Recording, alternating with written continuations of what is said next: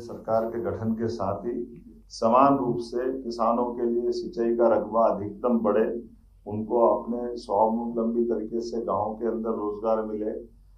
जो बाकी युवा हैं जिनने अपनी बौद्धिक क्षमता पे या स्किल डेवलपमेंट के आधार पर अलग अलग प्रकार से दक्षता हासिल की है, उनको अलग अलग प्रकार से रोजगार के अवसर उपलब्ध कराएं। रोजगार की सभी श्रेणियों पे हम प्रॉपर ध्यान दे रहे हैं।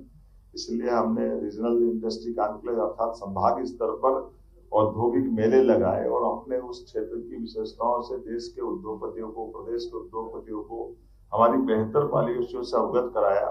मुझे इस बात की प्रसन्नता के लगातार 6 हमारी संभागीय कार्यशाला हुई है, जिसके आधार पर लगभग 4 लाख करोड़ से ज्यादा का निवेश मध्य प्रदेश को प्राप्त हुआ। 3 लाख युवाओं को इसमें रोजगार मिलेगा। सरकारी विभिन्न प्रकार की भर्तियां भी हम प्रारंभ करें, जिसमें 1 लाख से ज्यादा युवाओं को मौका दे रहे हैं।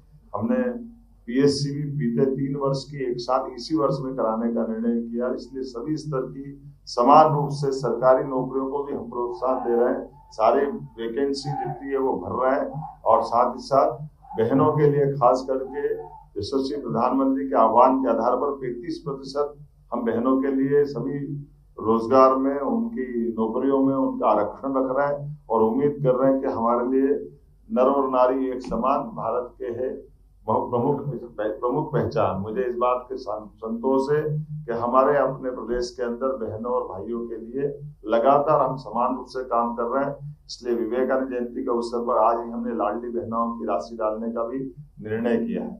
हम उम्मीद कर रहे हैं कि सरकार जनहितैषी योजनाओं के क्रम को जारी रखेगी।